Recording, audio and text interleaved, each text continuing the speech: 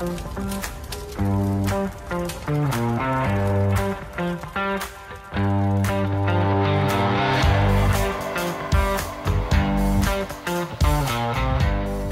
and welcome to Fire Headlines. In this podcast, we cover the hottest topics in fire service news. Now, our regular listeners know we're typically attaching our stories to most clicked in the Daily Dispatch. This topic today, the wildfire and wildfires that hit Maui, Hawaii, wasn't any particular article. This is dominating our headlines and has been for 2 weeks. And we wanted to talk about it here with experts who are really close to the source on this type of event.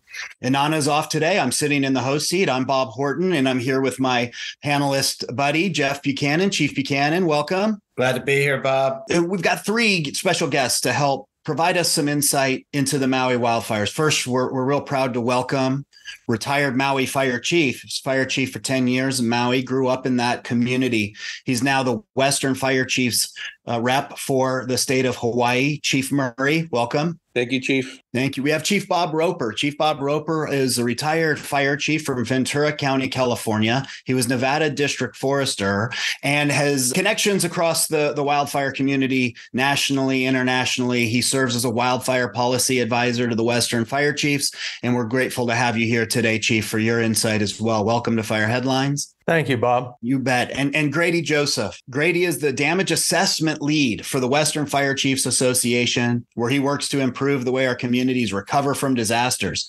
Prior, Grady was the assistant director of recovery operations and then logistics management at the California Governor's Office Emergency Services. He's on the ground at Maui as we speak, and he's going to share a little bit later with us about how digital damage assessment works and how it's helping communities. Grady, welcome to Fire Headlines. Thank you so much. Good to be here. Chief Murray, listen, our hearts go out to you, to the community, to the firefighters in Maui and Hawaii, to the devastation that's impacted your community. All of us at the Western Fire Chiefs and all of our listeners here at Fire Headlines, our hearts are heavy with the news. We'd like to hear about your perspective. We're going on, it's almost 2 weeks now. I did want to point out that we're recording this on August 21st for our listeners because the situation and the discoveries are so dynamic and things are changing hour by hour and day by day. August 8th, 4 wildfires broke out on the island of Maui. Erratic winds with other challenging terrain, as we understand it, was making this fire difficult to battle. As of yesterday,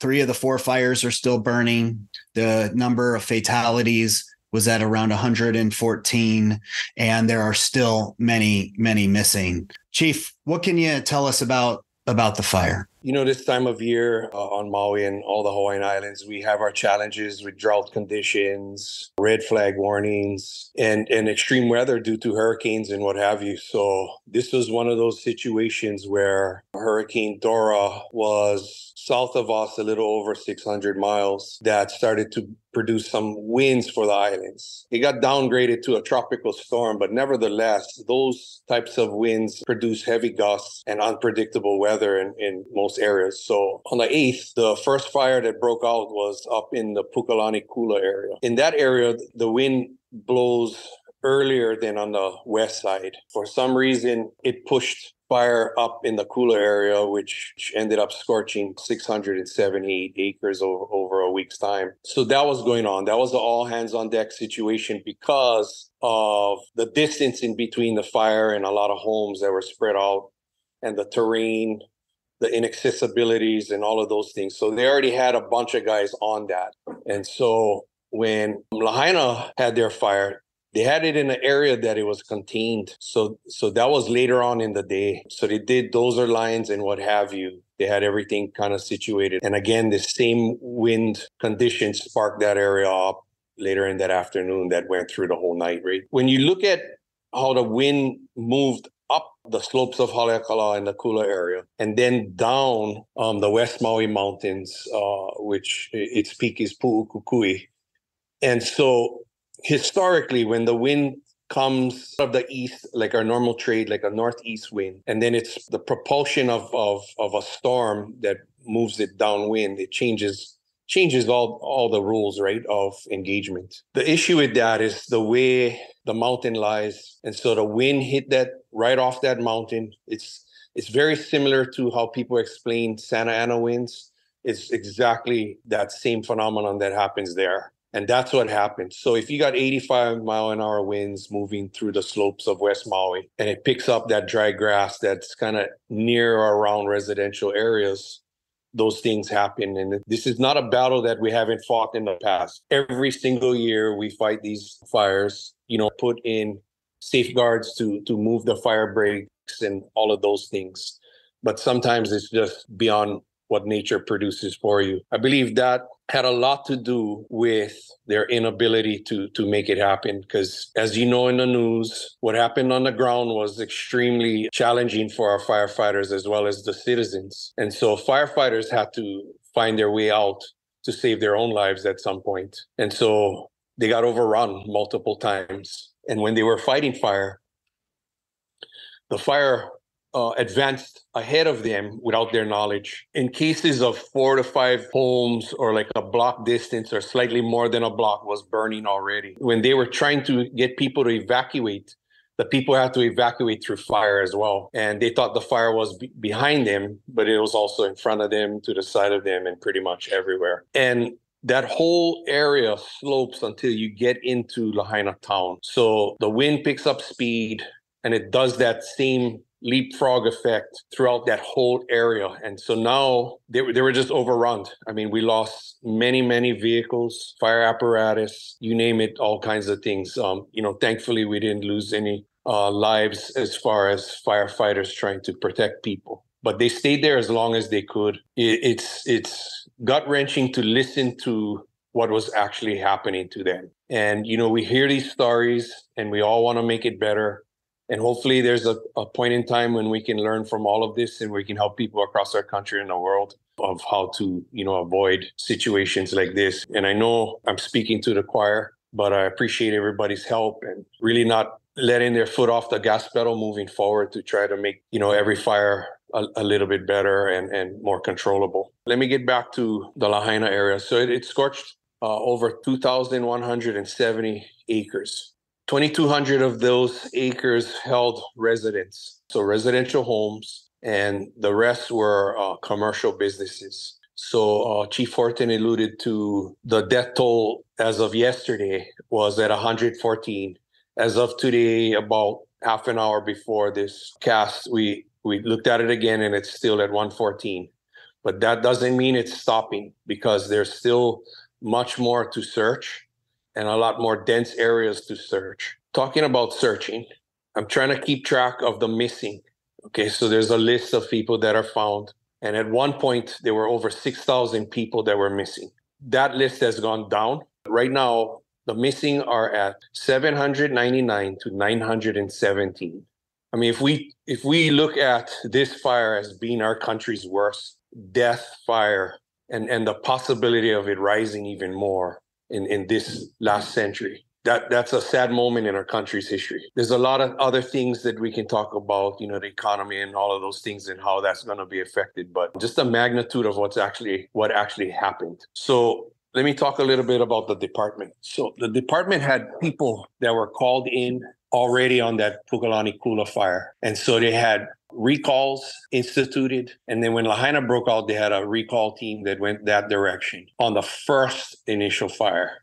Resources were thin on that day. And so when Lahaina took off and in the way that it did, there was only so much people that could be at work at that time anyway. So then it became a mass call out, and I'm not even sure of what the real number was of the firefighters, because we roughly have about 332 formed firefighters, and the rest are lifeguards and admin staff. So it immediately overwhelmed our resources, whether it be law enforcement resources, fire department resources, medical resources, hospital resources. We were inundated. The fact that you cannot travel through that areas during that time of just inferno really set back that area. This is going to go down in the books, and I just really hope we learn a lot of things from it and move forward despite all the loss that we've had. Sure. And thank you for that background, Chief. How's the spirit of the community? And particularly also the spirit of the firefighters. I'm hearing similarities to the fire we had in Jackson County in terms of firefighters working long hours. Frankly, Chief, they were unwilling to go home. Like we said, listen, you've been working 96, 120 hours straight. It's like, we need you to go home. We need relief. And they wouldn't have any of it. They weren't leaving. It sounds like a similar experience there at Maui. How's the spirit of the firefighters in the community? Well, 2 weeks in, the first week, they were all on adrenaline.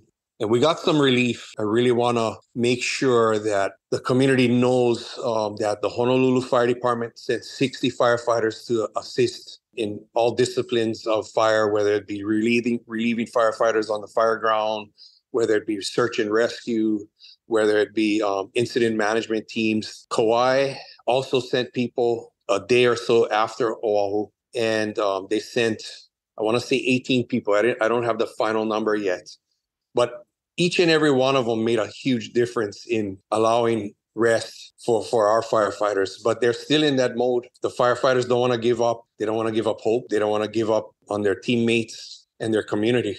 We're thankful for all federal resources, the state resources, department resources from around our country that came to help, because we needed it.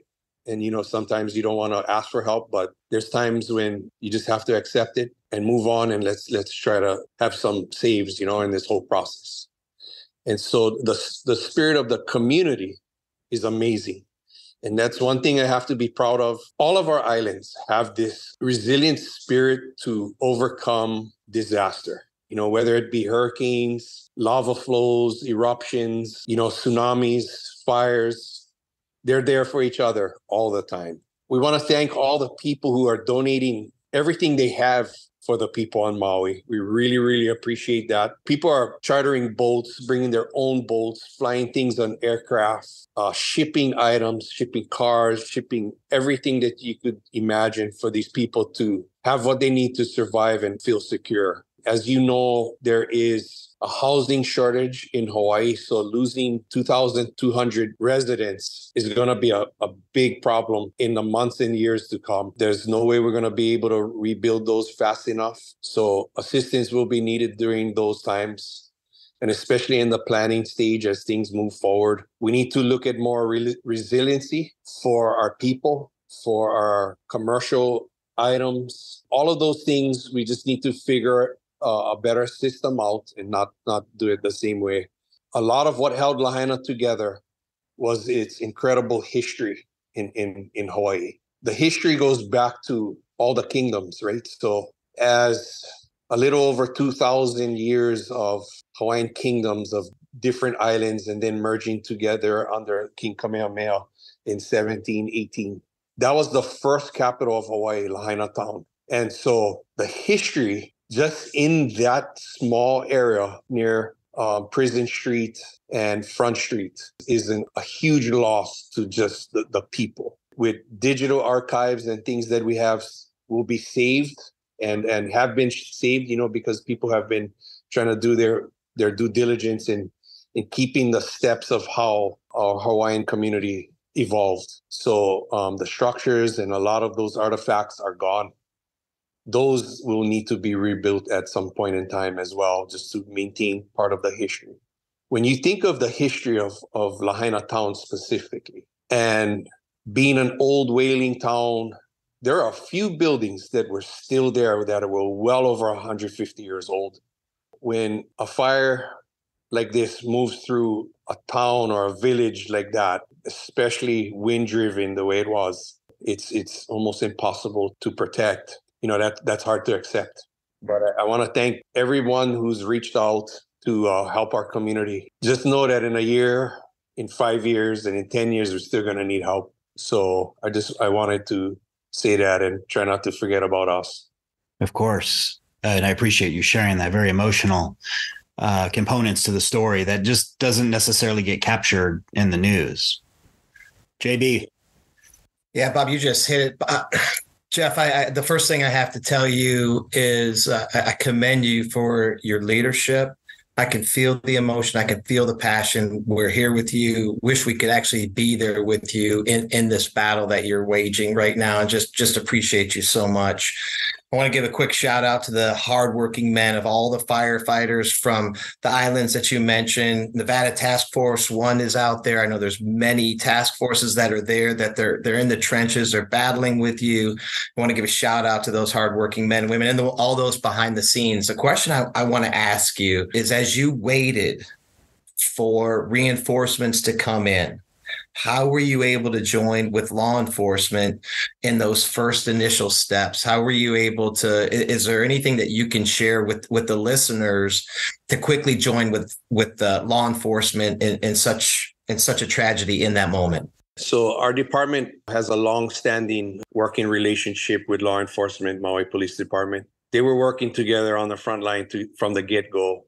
So I'm not there on the ground, but I have been helping with resources and trying to make the connections from people from afar and people close. So what they did was they started working on the incident command system, right? So law enforcement took a section of that, of recovery and all of those things, while fire just continued to deal with fire because of the 3 or 4 fires that were existing at the same time. Even though the fire swept through Lahaina, swept through Kula, there was still huge opportunity for it to do much more damage in our south end of Kihei and Makena and Wailea. So that was another thing on the front. And when the National Guard mobilized their air units, when we could finally fly 2 days later, then we started to make headway against all of these things as a group. The wind started this whole event and it held it up for a long time as well. So once we were able to get the resources flying in and also flying in all those areas to at least maintain the breaks, a lot of private companies came out to help with fire breaks and all of those things. So it was all hands on deck by all of the community, construction companies, county workers, state workers, all of them, aircraft rescue, everybody was working together. It's always impressive to see a community just bond together based on their needs. And they already know what to do. And, waiting for the plan to be developed as it was moving so quickly, I think they caught up on it pretty quick. Like I say, those 2 departments historically are great partners. And we've always had a wonderful relationship with our law enforcement partners. Chief Roper, I want to bring you into the conversation. Now, you and I, Western Fire Chiefs, were with the Hawaii Fire Chiefs last year at their annual conference. You specifically were meeting with a group of stakeholders, policymakers, practitioners in Hawaii, talking through some wildfire policy and preparations and planning. Could you share with us from your experience, what is the uniqueness of wildfire in Hawaii when compared to fires in California or Oregon, Washington, or anywhere else on the mainland? Bob, I want to, first of all, thank Jeff for his comments, his heartfelt messages. It's a story to be told about how a community comes together. My visit in December, I met with the Hawaii Fire Chiefs, like you said, and with a Hawaii Wildfire Management Organization. And, one of the key takeaways is that I was impressed with Hawaii was, number one, is that as we deal with national wildfire policies, we deal with policies that fit the continental U.S. We don't take a minute to look at the different ecosystems that are out there in the Pacific Islands, Alaska, and even Puerto Rico, the Caribbean area. So we got to quit taking and looking at a one-size-fits-all type of thing and look at what makes an area unique: the people, the culture, the ecosystems, and so forth. And people ask me, well, what happened in Hawaii? Could it happen in the continental U.S.? And I go, absolutely. Hawaii, I think, was just one of those areas that, number one, it's an island. Maui County is an island. Okay. So naturally, you're constricted by how much labor force you have and so forth. But the point I always try to tell people this is that in a major wind-driven event like this, it didn't matter if there was 1,000 firefighters on Hawaii. The weather was overcoming this. So emergency response is not always the panacea that some people think it is. It's much different. It has to be developed in how a community is built. And really our challenge is this, is you look at a community that has already been built. It's been there for years, decades and decades. And now with climate change and the weather factors have changed, but our communities have not. And so when a fire starts like this, the weather is going to take over. But the challenge is, how do you take a community that's already built, get them to understand what's changed in life with climate change and so forth, and how do we retrofit and maintain a community? I think in the days to come, when a after action report is done on the fires on Maui, then it will be a challenge with the policymakers. What do they do differently than what was done in the past? I can't tell you. It's going to take time. People are going to have public dialogue. But the question is that can what happened in Maui, can it happen in the continental U.S.? And absolutely. We have some areas of our country that only have a one station fire department, and they don't have immediate help. You know, their design, it's not a new community, and they're going to get caught in the same area. So I think Hawaii has some unique features, but the overall hazard that's out there is still come to play. And it seems, Chief Murray mentioned Santa Ana winds in terms of a comparison. And these, hurricane force winds are the one variable that seems to take, I'm using air quotes for our listeners, what was typical wildfire activity and has turned it into these catastrophic mega fires. And it's consistent with some of these more recent those. And I agree with the conditions you're speaking about. One of the things, Chief Roper, that stood out to me that you mentioned when we were together was, acre for acre in terms of total land of the state against what burns. Hawaii is one of the highest, if I remember the discussion right. Even when you look at total acres burned and maybe numerically it's smaller, but when you look at it as a ratio of available land in Hawaii was already on the radar for being at extreme risk for wildfire. Is that accurate?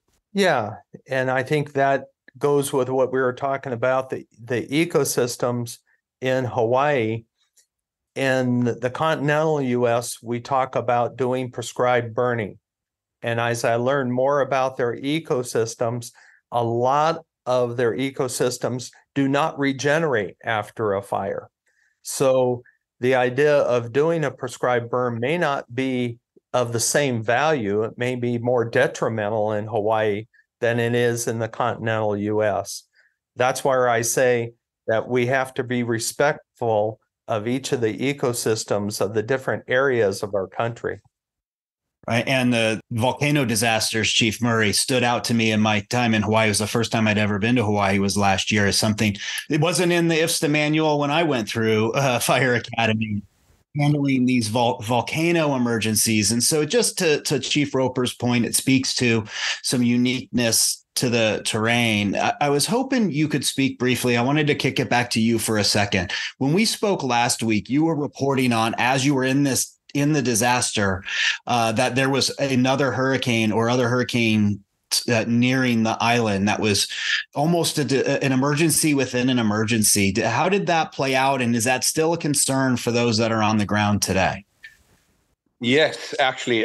So Hurricane Greg passed already. Didn't bring much rain, but right now Fernando is here and is bringing rain to the southern areas of the island chain. So Big Island and Maui are up on almost on a flood watch at this present time. So I know Big Island's getting some rain right now. That could be another major factor as to hampering recovery and hampering this process to move forward. Came down to a tropical storm, but still it's bringing in a lot of wet weather and some wind. Not quite like what it was earlier. I mean, it's very similar to that hurricane moving through off of Mexico, moving up to Washington right now. Chief Roper, in your experience, the storms with significant rain on the heels of a wildfire poses its own challenge, outside of what rain would normally be like to a community. If it's hitting an area that's been ravaged with wildfire, how does that end up impacting the community? Well, one of the most prime examples is after the 2017 Thomas Fire in California, one of the largest fires in state history. It was just about 30 days after that, a storm cell passed over just in that far north area above Santa Barbara. It dumped a concentrated amount of rain in a very short number of minutes, and we ended up with, I believe, 24 people lost, and not all the bodies have been found today. Is the massive erosion from the mud flow and so forth. And that was what just recently with the Hurricane Hillary that was coming through, that was everybody's worst fears of the post-fire areas. And they became quite prepared, but on the news, it featured walls of mud and debris flowing down from those areas. Wow. For our listeners less familiar with wildfire, I mean, you can just feel how complex these incidents are, and how damaging these natural and disasters can be. And recovery is not quick, to Chief Murray's point, and that Hawaii will need assistance in the coming years to decade plus. And what Chief Roper added to the conversation is much of the ecosystem may not grow back, and those are scars forever. Let's bring in Grady Joseph. You're on the ground in Maui. Grady, you're no stranger to recovery. You've unfortunately, by the nature of your position, when you were with the governor's Office of Emergency Services, worked in this recovery operation space. So you've seen certainly your share of disasters. You're on the ground in Maui. Could you share with our listeners, what are you experiencing there? What are you seeing in terms of the experience that you have before? And then if you would share with us how the recovery process, where it starts and how it starts. Absolutely. So first and foremost, just to echo Chief Murray's point, is the incredible resilience of the community. I mean, I've honestly been to a lot of disasters, a lot of wildfires in California. And, one of the most powerful parts of these disasters and the tragedy that it surrounds is how these communities come together to help one another. The government was obviously busy fighting the fire and helping to support the community. But, in the early days there, before FEMA and additional assets could come in, the people just banded together to get resources, set up distribution points, and really did everything that they could, including bringing in resources by boat to really help one another and open up their homes for survivors to be able to, join them. And so that's really been the most heartwarming portion of being here and being on the ground. We dealt with the Paradise Fire in California, and that was really one of the most similar situations that I've seen in my career, with the amount of devastation and the destruction and the unfortunate loss of life and similar wind patterns that came through the town of Paradise when that fire occurred. There's not a lot that you can do when you have winds at that rate of speed and that rate of spread, other than, get out of the way as much as you can. And so seeing the community and everybody around the island and the rest of Hawaii, as well as, individuals coming from the mainland to come to help, has really been, one of the most heartwarming parts of this response and the best thing to see. And so that's, fantastic. And there's going to be a need for a lot more of that support. The damage is obviously catastrophic. The area has been closed off as they do the search and recovery mission, and that's ongoing. I think it's about 85% of the area has been searched thus far, and a lot of work to do there going forward. Folks have been moved mostly out of shelters and into hotels or other non-congregate settings, which is a great thing to see. The Red Cross and FEMA have been doing fantastic work to support the county and support the state in that mission. As we come into the next few weeks and months, is really going to be the complicated components of this. So debris removal is going to start here pretty soon. The US EPA has been tasked with removing household hazardous waste. The really nasty thing about these wildfires that damage a lot of structures is that you have all sorts of toxic substances that burn and become part of the ash. And so some of that's becoming airborne now with it being hurricane season. There's, huge challenges and going to be issues with the watershed and those debris flows that Chief Roper spoke about. And so those are the top priorities at the moment. The U.S. Army Corps of Engineers has been tasked with debris removal. And so once EPA can come in and remove that household hazardous waste and the easily accessible high toxicity elements from the environment, they'll begin to remove debris. And so they're going to start out by removing the structures themselves and the ash. And then because of the nature of the toxicity that gets bound into the soils, they're actually going to take 6 to 12 inches of soil as well and test each parcel to make sure that a lot of that substance has been removed and those parcels are safe to begin rebuilding on. But that's going to take time, right? After the campfire and the town of Paradise burned down, it took the state almost a year to remove all the debris from those. And so it's a long road ahead just to get to the place where we can begin to rebuild. And so, just to echo, it's going to require a lot of continued support and we really got to keep the people of Maui in our thoughts and prayers. The historic nature of the downtown Lahaina, right, and the historical significance of that in the culture is another component that's really going to need to have a lot of attention on it to make sure that that can be saved and those memories and everything can live on. Thank you for that, for the recap, and I think that's valuable for folks to hear. What's next and how does recovery begin and where do we go from here? I was also hoping, Grady, you'd share a little bit. You lead the Western Fire Chiefs Association's digital damage assessment team in that process. Could you tell us a little bit about digital damage assessment and how it helps officials with the recovery you just described? Absolutely. So getting a sense of what's been destroyed after a disaster is one of the first steps that has to happen in order for all the different pieces of parts of resources to come in. After a disaster, over a dozen different entities will go look at the same structure, first to get an initial assessment of what was damaged and destroyed. And then you have, the various government agencies, FEMA, the Small Business Administration, insurance companies, all coming through and collecting different pieces of data on those parcels to categorize that. And so digital damage assessment is really about adding additional sources of data and imagery into that process to create a single source of truth or a common operating picture of what's been damaged. So one of the things that we experienced in California quite often was you want to do a damage assessment and you have kind of one of two ways to do that. Get imagery from satellites, but oftentimes the smoke obscures those satellites and prevents you from being able to get a good picture of the destruction for days or weeks afterwards. And then, the secondary way is by sending teams house by house or structure by structure with maybe an iPad app or something of that nature. Oftentimes it's a clipboard and paper and collecting the information on the parcel and how that damage was incurred.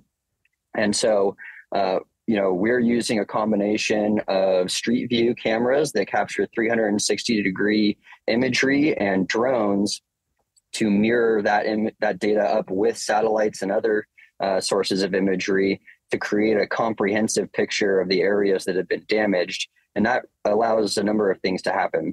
One, you can get a sense and validation for, whose parcels and whose structures were destroyed so that additional assistance from FEMA can be provided very, very quickly. And then you can also use that exact same data set for the insurance companies to, begin the claims process. Insurance is always the number one way that people are going to recover. The government programs are around, but they do not, by any means, they're not designed to make people whole again. And so really being able to have that single source of truth that all these entities that are often disparate, maybe not quite as disconnected or quite as connected as we would like them to be, and coordinated to operate off of that single source of truth so that that relief and those recovery funds can be brought to bear more quickly, more efficiently, and ideally simplify the process for the survivors. Because the last thing that you want is, after losing everything, is to have a bureaucratic disaster on top of the actual destruction that occurred. And so, we really want to, through digital damage assessment, create the tools and those base data sets to be able to make that process more efficient and get people back on the road to recovery more quickly. Excellent. Well, I tell you what, we know Hawaii is grateful to have you on the ground. We're grateful to have the Western Fire Chiefs Digital Damage Assessment Team ready and available for the folks out there to help speed up that recovery, because that has been also my experience in disaster, is getting good information into the system as quickly as reasonably possible, get the insurance process started so that you can recover and rebuild. And we're grateful to have you out there helping lead that effort.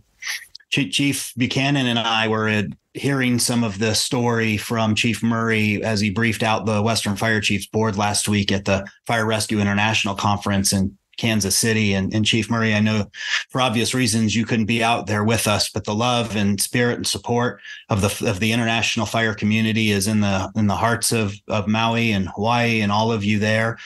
There was great love and attention from the U.S. Fire Administration and the leadership of the IAFC.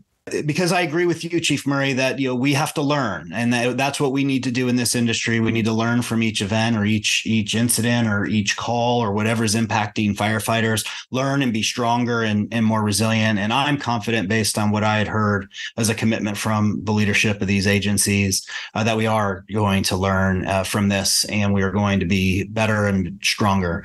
And so we wanted to pass that along. I know Jeff did. It was a great conference overall, but the spirit and thoughts were definitely in the hearts of those in Hawaii. Thank you.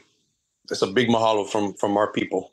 Thank you. And Chief, we know that thoughts and prayers are always welcome in these types of events, but so is money. Many of our listeners want to help, and because many are fire officials, they also don't want to be in the way, sending things that aren't useful for the community. How can those who are listening who want to donate, where could we direct them to help the effort there on the island? Thank you for that opportunity. Right now, the Hawaii Red Cross would be a good source of donation. The Hawaii Fire Chiefs Association is working on getting their avenue to get money to the people that were actually affected by it, firefighters and all of those people. So that should be done in a week. Oh, absolutely. And we are just incredibly grateful for your time and for all of our guests today and sharing your insight. This is a heavy story, but we want to talk about it. We wanted to learn, and straight from you, Chief Murray, and the work that you're doing.